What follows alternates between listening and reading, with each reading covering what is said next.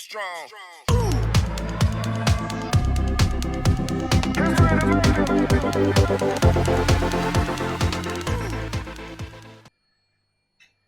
एक वह है जो अपनी ही सूरत को लेता है बिगाड़, पर एक वह है जिसे तस्वीर बनानी आती है। नमस्कार साथियों, मैं पर्व मावी आपका हमारे YouTube channel the public mirror में स्वागत करता हूं। दोस्तों, आज हमारे इस एपिसोड में हम बात करेंगे एक ऐसी शख्सियत की जिन्होंने अपने विचारों को खुल करके प्रकट किया और जिनके विचार किसान हितैषी थे। हम बात कर रहे हैं सर छोटू राम की।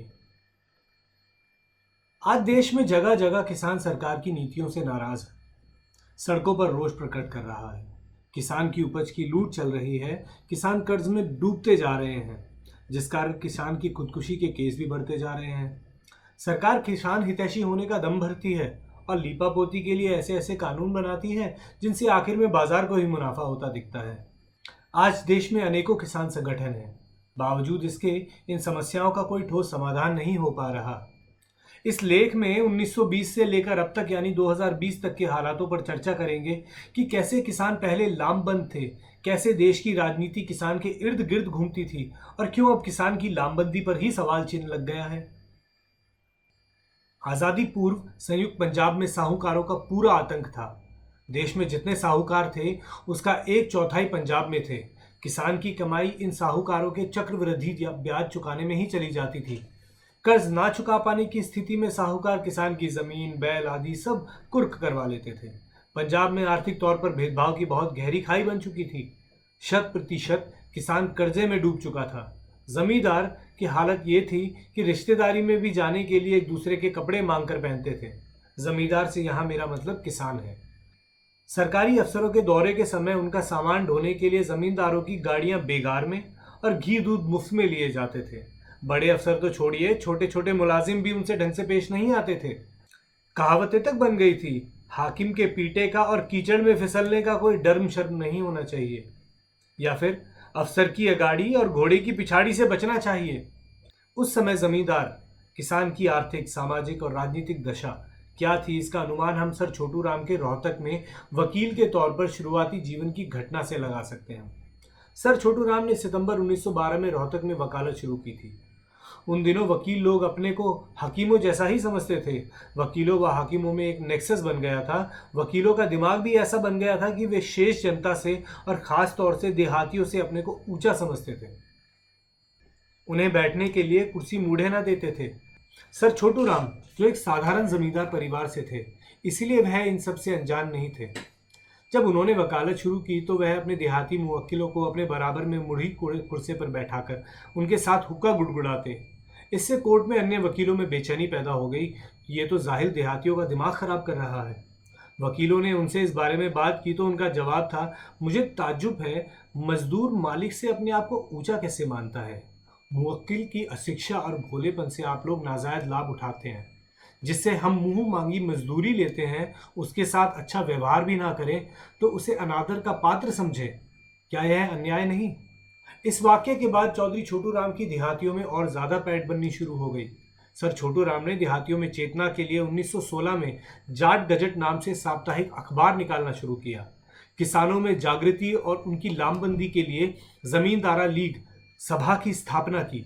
इसी वर्ष में वे गांधी जी के आज़ादी आंदोलन से जुड़ गए और कांग्रेस के रोहतक जिले के प्रथम प्रधान बने। पर यह सफर लंबा ना चल सका। 1920 में कलकत्ता में असहयोग आंदोलन प्रस्ताव पारित किया गया। इसमें छात्रों को स्कूल छोड़ देने, काश्तकारों को लगान न देने, मुलाजिमों में सरकारी नौकरियों से इस्तीफा देने के लिए कहा गया।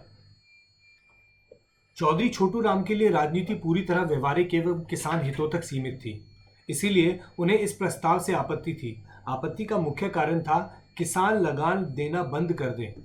उस समय पंजाब में राजस्व कानून के मुताबिक लगान का कोई भी अंश रोकने पर सारी जमीन जब्त होती थी। चौधरी छोटू राम ने इसमें जमींदार का सर्वनाश देखा और उन्हें लगा कि अगर किसान की जमीन जब्त हुई तो यही साहूकार उस जमीन को खरीदेंगे। ऐसे हालातों में उन्होंने यही निश्चय किया कि असहयोग प्रस्ताव में लगान बंदी अंश को निकलवाने की कोशिश की जाए। इसके लिए वे भिवानी की कॉन्फ्रेंस में पहुंचे और जब अपने विचार व्यक्त करने लगे तो लोगों ने हुल हल्लड़ मचा दिया। जैसे आज लोग राष्ट्रवाद में अंधे हैं, वैसे ही उस वक्त भी हुआ करते थे। पर उस वक्त राज गैरों का था, सो उनकी समझ आती है। पर आज वाले राष्ट्रवादियों का अंधापन समझ से परे है। इसके बाद रोहतक में एक सभा बुलाई गई जिसमें देहाती भी काफी संख्या में इकट्ठे हुए थे। जब सर छोटू राम ने अपने विचार रखने चाहे तो यहाँ भी शहरी लोगों ने शोरगुल किया। देहाती लोगों ने भी सर छोटू राम का इस मुद्दे पर साथ नहीं दिया और सभा में असहयोग का प्रस्ताव पास हो गया। कम समझ के लोग समझते थे कि प्रस्ताव पास होते ही लोग उस पर अमल कर देंगे और अंग्रेज सहज ही भाग जाएंगे, इसलिए उन्होंने प्रस्ताव का पूर्व रूपेण पास हो जाना ही बेहतर समझा। चौधरी छोटू राम का हित इसी में था कि वे हवा के रुख के साथ चलते, बहाव के साथ बह जाते, किंतु वह उनके स्वभाव के प्रतिकूल था, इसलिए वह कांग्रेस से त्याग पत्र देकर अलग हो गए। जब उनसे कहा गया कि जिन जमींदारों का आप लगान बंदी में अहित देखते हैं वे भी तो इस प्रस्ताव के पक्ष में हैं, तो चौधरी साहब ने कहा वे भाववेश में हैं, जब होश उतर कर उन्हें होश आएगा तब वह पछताएंगे। प्रथम विश्व युद्ध के बाद भारत में क्या राजनीतिक सुधार किए जाएं, इस संबंध में तत्कालीन भारत मंत्री सर मोंटेग्यू की अध्यक्षता में एक कमीशन भारत आया। इस कमीशन के सामने पंजाब जमींदार सभा की तरफ से चौधरी छोटू राम के नेतृत्व में एक प्रतिनिधिमंडल पेश हुआ। मोंटेग्यू तहकीकात के सिलसिले में प्रत्येक प्रांत से सम्मति ली गई और यह प्रश्न पंजाब काउंसिल के सामने भी आया। चौधरी छोटू राम की सलाह पर चौधरी लालचंद ने निम्नलिखित 3 प्रस्ताव काउंसिल के सामने रखे। देहाती तथा शहरी इलाके अलग अलग हों। जनसंख्या और करों की वसूली की दृष्टि से 90% सीटें देहात को और 10% सीटें शहरों को दी जाएं। देहाती इलाकों से देहाती उम्मीदवार ही खड़े हो सकें। दोस्तों, यह प्रश्न आज भी बहुत मायनों में हम सब के लिए बहुत ही महत्वपूर्ण है। आपने देखा होगा आज के समय में भी चुनाव में खड़े होने वाले उम्मीदवार अलग अलग क्षेत्रों में, जिस क्षेत्र से उनका, अगर यूं कहें आम भाषा में, कि जिस क्षेत्र से उनका आधार कार्ड बना हुआ है या उनका एड्रेस प्रूफ है, उस क्षेत्र के, उस चुनावी क्षेत्र से हटकर लोग चुनाव में खड़े होते हैं। इससे कई सवाल उठते हैं कि क्या वह उम्मीदवार अपने क्षेत्र में उतने बेहतर नहीं हैं या नहीं कर पाए कि उन्हें बाहर जाकर खुद को दिखाना पड़ा। और वहाँ भी आप कई उदाहरण देखेंगे, बहुत से ऐसे उम्मीदवार होते हैं दूसरे क्षेत्रों से आए, नए क्षेत्र में स्वयं को समाज सेवी दर्शाते हैं, किंतु सही में क्या वे समाज सेवी हैं? कुछ समय के लिए वह अपनी सेवाएं लोगों तक पहुंचाते हैं और उन सेवाओं को वो इस तरह से दर्शाते हैं कि वह समाज सेवी हैं, पर थोड़े समय बाद ही आप देखेंगे वे ऐसे गायब हो जाते हैं जैसे गधे के सर से सींग। माफ़ कीजिएगा इस लतीफ़े के लिए, पर क्योंकि ये मुद्दा बहुत ही संवेदनशील है लेकिन बहुत ही महत्वपूर्ण है। अगर कोई व्यक्ति जो अपने चुनावी क्षेत्र में चुनाव के लिए खड़ा हो रहा है, अगर वह सही में काबिल है, तो उसके अपने क्षेत्र के लोग क्यों उसे वोट नहीं देंगे? क्यों वह दूसरे क्षेत्र में जाके चुनाव लड़ेगा और वहां पे स्वयं को समाज सेवी दर्शाता है, जबकि उसके अपने क्षेत्र के लोगों से अगर उसके बारे में राय ली जाए तो उतनी बेहतर आपको राय ना मिले। चलिए हम आगे चलते हैं अपने इसी विषय पे। ये तीनों ही प्रस्ताव स्वीकृत हो गए। देहाती अधिकारों की यह शहरी क्षेत्र पर पहली जीत थी और इसी से चौधरी छोटू राम के भावी राजनीतिक कार्यक्रम की रूपरेखा की एक झलक स्पष्ट रूप से सामने आई। इस कमीशन की रिपोर्ट के बाद जो सुधार किए गए वे मॉन्टेग्यू चेम्सफोर्ड योजना के नाम से भारतीय राजनीतिक इतिहास में प्रसिद्ध है। इन सुधारों के बाद से पंजाब की राजनीति में एक नया मोड़ आया, या यूं कहें कि यह पंजाब के किसान की दशा सुधार में टर्निंग पॉइंट था। चौधरी छोटू राम अपना पहला चुनाव हार गए थे, पर यह हार उनके लिए कोई मायने नहीं रखती थी, क्योंकि अर्जुन की तरह उन्हें भी अपना लक्ष्य साफ दिख रहा था। 1923 में सर फजले हुसैन की रूरल ब्लॉक व चौधरी छोटू राम की जमींदारा सभा ने यूनियनिस्ट पार्टी को जन्म दिया। यह सिर्फ राजनीतिक पार्टी ही नहीं थी, बल्कि एक किसान तहरीक थी। एक पार्टी, एक ऐसी तहरीक जिसे न सिर्फ पंजाब बल्कि पंजाब से बाहर राजस्थान, उत्तर प्रदेश तक के किसानों में लामबंद होने की चेतना भर दी। सर छोटू राम की इस किसान लामबंदी ने ही अलवर रजवाड़े और सीकर के ठिकानेदारों के विरुद्ध किसान आंदोलन किया। ऐसे किसान लामबंदी की कि 1923 से 1947 तक पंजाब में यूनियनिस्ट पार्टी अर्थात किसान राज रहा, जिस समय कई किसान हितैषी कानून बनाए गए, जिनमें प्रमुख कानून थे कर्जा माफी अधिनियम 1935, पंजाब कर्जा राहत कानून 1935, साहूकार पंजीकरण एक्ट 1938, गिरवी जमीन की मुफ्त वापसी एक्ट 1938, कृषि उत्पाद मंडी अधिनियम 1938, व्यवसाय श्रमिक एक्ट 1940। ये कानून पंजाब के इतिहास में सुनहरे कानूनों के नाम से जाने जाते हैं। इसके अलावा किसान कल्याण कोष की स्थापना, जिसके तहत कई किसान मजदूरों के लड़के पढ़कर बड़े बड़े ओहदों पर गए। पाकिस्तान के साइंटिस्ट अब्दुस सलाम, जिनका नाम नोबेल प्राइज के लिए नामित हुआ, वे भी इसी कोष की मदद से पढ़े थे। वह दौर किसान के लिए सुनहरे दौर की बुनियाद था। उस दौर में किसान कमेरे की ऐसी लामबंदी की मिसाल देश में कहीं और न थी। चौधरी छोटू राम हर तबके के, चाहे हिंदू हो या मुस्लिम, किसान हो या मजदूर, हरमन प्यारे नेता बन गए थे। मुस्लिम उन्हें रहबरे आजम कहते तो दलित उन्हें दीन बंधु कहते। यह उनके द्वारा की गई किसान की लामबंदी की ताकत ही थी जिस जोर पर उन्हें वायसरॉय को भी झुकने पर मजबूर कर दिया था। दूसरे विश्व युद्ध के समय ब्रिटिश सरकार को गेहूं की जरूरत थी। वायसरॉय वेवल ने सारे भारत के प्रांतों के प्रीमियरों की मीटिंग बुलाई। मद्रास से भी श्री राजगोपालचार्य आए और पंजाब से चौधरी छोटू राम। वायसरॉय चाहता था कि युद्ध की जरूरत के लिए खाद्य वस्तुएं, विशेषकर गेहूं का भाव सस्ता किया जाए। वह गेहूं का 7 रुपये प्रति मन का भाव नियत करना चाहते थे। श्री राजगोपालचार्य कांग्रेस के प्रतिनिधि थे। वायसरॉय का यह सुझाव मान लिया। चौधरी छोटू राम ने इसका विरोध करते हुए कहा कि गेहूं मद्रास का किसान नहीं, पंजाब का किसान पैदा करता है। हम 10 रुपये प्रति मन से कम गेहूं नहीं देंगे। इस पर वायसरॉय ने चौधरी छोटू राम पर दबाव भी नहीं बल्कि धमकी भी दी कि हमने युद्ध में व्यापारी वर्ग की मदद लेनी है। वे भाव सस्ता चाहते हैं, सरकार इतना महंगा भाव नहीं देगी और किसान को सरकारी भाव पर गेहूं देना होगा।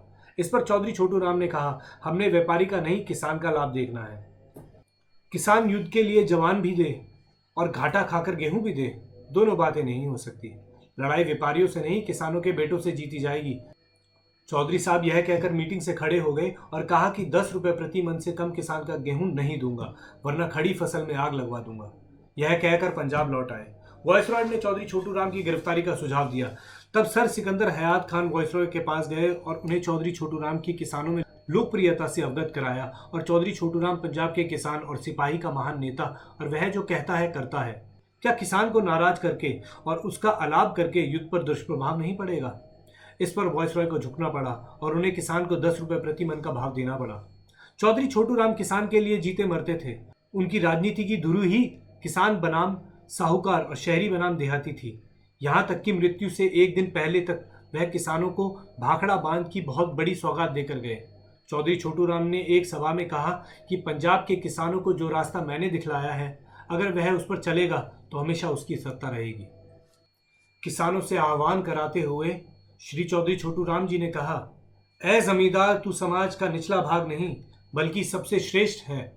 तू हलपति ही नहीं, तू तो खेड़ापति और गढ़पति भी है। तू हुकूमत का तख्त ए मश्क बनने के लिए पैदा नहीं हुआ है बल्कि हुकूमत करने के लिए पैदा हुआ है। तू अपने असली स्वरूप को पहचान और बढ़ चल आगे। पंजाब में 1923 से लेकर 1947 तक यूनियनिस्ट पार्टी की सरकार रही और उस सरकार ने विकास की जो बुनियाद रखी उसका फर्क आज भी अन्य राज्यों से तुलना करके देखा जा सकता है। जबकि आज़ादी के बाद पश्चिम बंगाल में किसान मजदूर की बात करने वाली कम्युनिस्ट सरकार रही, बावजूद इसके पश्चिम बंगाल में किसान और मजदूर के हालात देख लीजिए। पश्चिम बंगाल से ही हथियारबंद नक्सलवाद आंदोलन की शुरुआत हुई और आज तक जारी है।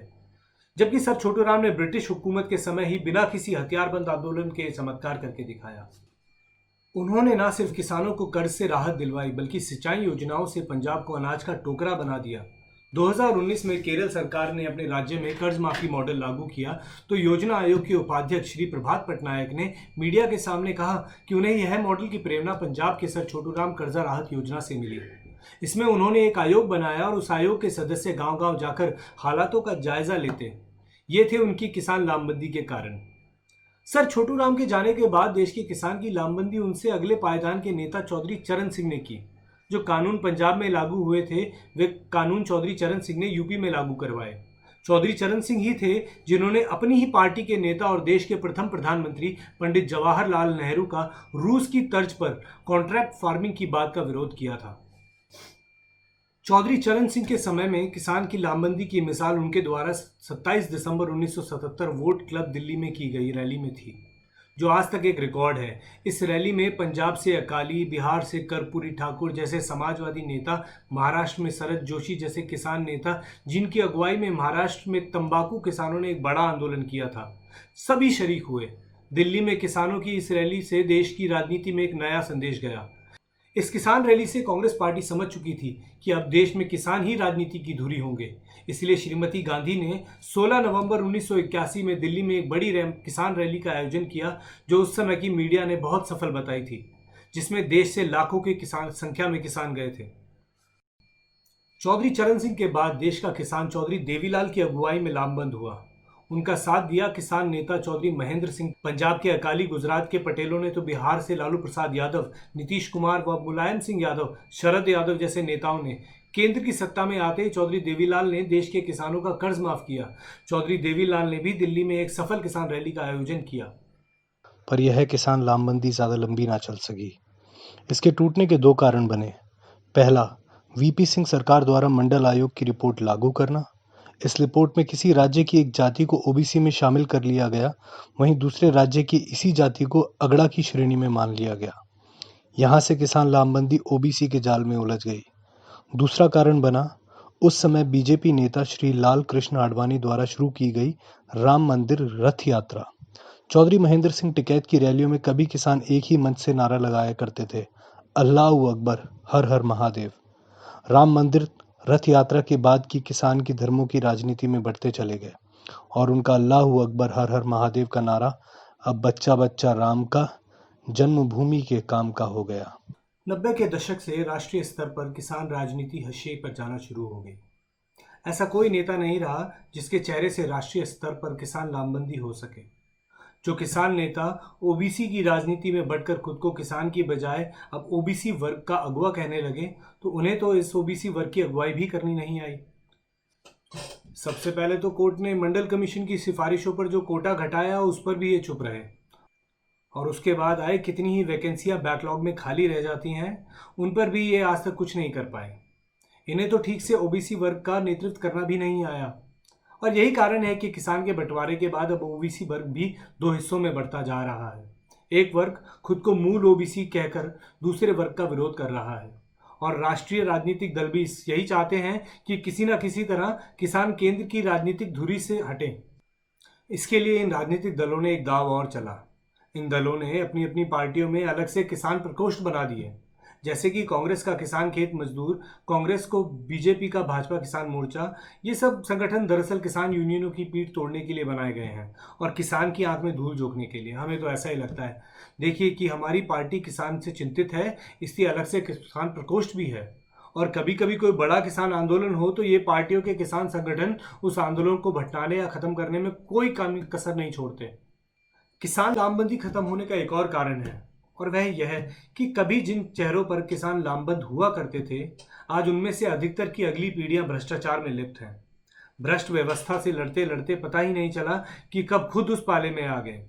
आज एक गांव में 40-50 लाख की गाड़ियों में आते हैं, कलाई पर 5-10 लाख की ब्रांडेड घड़ी भी होती है, और फिर उस ब्रांडेड घड़ी वाली कलाई को हवा में लहराते हुए कहते हैं कि हम किसान की आवाज़ हैं, हम किसान के लिए लड़ेंगे। अब जिस किसान की कोशिश यही रहती है कि अगर इस साल ढंग की फसल हो जाए तो ढंग का मकान बना लूं, छोरी का ब्याह ढंग से कर दूं, या बालकों का किसी अच्छी शिक्षा संस्था में दाखिला करवा दूं, क्या ऐसा करके ये नेता उन किसानों को खिजा नहीं रहे हैं? अब तो किसान भी थक हार कर उन नेताओं की चापलूसी सीख गया है। किसान को अब तरक्की का यही शॉर्टकट लगने लगा है, और जो किसान के बच्चे उनकी चापलूसी करके राजस्व विभाग में, कृषि विभाग में या अन्य जिस भी विभाग में जिनका वास्ता आए दिन किसान देहातियों से पड़ता रहता है, उन्हें ही रिश्वत लेने में हिचक नहीं होती। हमारे नेता तो पूंजीवादी व्यवस्था का शिकार हुए हैं, किसान भी शिकार होता जा रहा है, और पैसा ही पीर है मानने लगा है।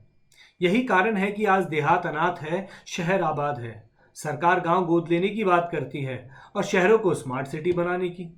सर छोटू राम हमें जो बुनियादी विचार देकर गए थे, यदि हम उन पर चलते तो क्या आज गांव अनाथ होते? वे सहारे भी नहीं, अब जंग लड़नी है तुझे, कट चुके जो हाथ उन हाथों में तलवारें ना देख। अब देखने में आता है कि देश में जगह जगह किसान आंदोलन करते हैं, पर वह देशव्यापी तो छोड़िए, राज्यव्यापी भी करने में सफल नहीं हो पाते। 2017 में तमिलनाडु के किसान काफी दिनों तक दिल्ली के जंतर मंतर पर धरना दिए जा रहे थे। मैं खुद भी अपने साथियों के साथ 2 बार उनके धरने पर गया था। वहां हरियाणा, यूपी से काफी संगठन उनकी हौसला अफजाई के लिए आते, पर उनके साथ भाषा की दिक्कत थी, और हम लोकल भी जो जाते वह सिर्फ औपचारिकता पूरी करने जा पा रहे थे। यदि कोई बड़ा चेहरा होता तो उनकी सुनवाई में इतना वक्त ना लगता। पर अब जब कोई भी ऐसा बड़ा चेहरा किसान के पास नहीं है जिसके चेहरे पर देश का किसान लामबंद हो सके, तो ऐसे हालातों में बटे हुए किसानों के पास एक ही विकल्प है, और उनके जितने भी छोटे छोटे संगठन हैं वह एक प्रतीक का विकल्प चुने। सही सुन रहे हैं आप। हम बात कर रहे हैं एक प्रतीक की समस्त किसान वासियों के लिए जो भारत देश में अपना सही हक चाहते हैं। आप हम सब देखते हैं कि आज दुनिया भर के दलित संगठन हैं, पर जब उनकी कोई मांग होती है तो सरकार तुरंत हरकत में आ जाती है। हरकत में आने का कारण है कि सभी संगठनों का प्रतीक एक है और वह है डॉक्टर अंबेडकर। ऐसा ही किसान संगठनों ने एक प्रतीक चुनना होगा और मेरी समझ अनुसार उस प्रतीक के लिए हमारा सुझाव सर छोटू राम से बढ़कर कोई नहीं है। केरल योजना आयोग वाले भी कर्ज माफी मॉडल बनाते वक्त सर छोटू राम को पढ़ रहे हैं, तो फिर सर छोटू राम सबका एक साझा प्रतीक क्यों ना हो। दुनिया प्रतीकों से चलती है। दुनिया में जितने भी धर्म हैं उन्हें भी देख लीजिए। इनको बनाने वाले सदियों पहले जा लिए, पर इनके अनुयायी आज भी उनके प्रतीकों के सहारे उनके बनाए धर्मों को चला रहे हैं। किसान को भी प्रतीक वाला दस्तूर समझना और अपनाना चाहिए। सभी संगठनों का प्रतीक एक होगा तो अलग अलग होते हुए भी सब एक दिखेंगे। वैसे ये सुझाव बुरा नहीं है। अगर हम सब एक छाते के तले या एक प्रतीक के तले इकट्ठे हो जाएं, तो हमारा बल निश्चित ही इतना अधिक हो जाएगा कि हम सरकार हितैषी सारे जरूरी काम पूरे करवा सकेंगे। हमारा कोई सरकार से कोई द्वेष नहीं है या हमें किसी व्यक्ति विशेष से कोई समस्या नहीं है। हमें समस्या केवल इस बात से है कि जिन विषयों को सही किया जा सकता है उस पर हम सही से काम कर नहीं रहे हैं। हमारी अपने देशवासियों से सभी से गुजारिश है कि अगर आपको लगता है कि हम और कुछ बेहतर सोच सकते हैं और कुछ बेहतर किया जा सकता है या इस बदलाव में हम सब एक साथ आ सकते हैं, तो आप सबसे विनती है कि हमारे इस YouTube चैनल को सब्सक्राइब करें, लाइक करें और हमें अपने सुझाव और सलाह देते रहें। अनेकता में एकता और किसान लामबंदी का सूत्रधार है। अब उम्मीद करते हैं आप सबसे फिर मुलाकात हो किसी नए विषय के साथ, किसी और नई तरोताज़ा खबर को लेकर या किसी ऐसे विषय को लेकर जिससे हम अपने जीवन को और बेहतर बना सकें। देखिए, सच्चाई तो यह है कि यह जीवन हमें बेहतर तरीके से जीने के लिए दिया गया है, कुछ ऐसी सोच के साथ जिससे हम अपना तो भला कर सकें, औरों का भी भला कर सकें। इसलिए मैं अपने सभी दर्शकों से दरख्वास्त करूंगा, उम्मीद करूंगा कि अपने जीवन को ऐसा बनाया जाए कि आपसे सबको लाभ हो और आपको भी कोई नुकसान ना हो। धन्यवाद। आप हमारे कौशल के पेज पर फॉलो करें और हमारे उठाए गए सवालों पर अपनी प्रतिक्रिया देना ना भूलें। अगर आप हमारे उठाए गए सवालों पर सहमत हैं तो कमेंट पर फॉर के लिए, अगर आप हमारे उठाए गए सवालों पर सहमत नहीं हैं तो कमेंट पर अगेंस्ट को सिलेक्ट करके अपनी प्रतिक्रिया दे सकते हैं।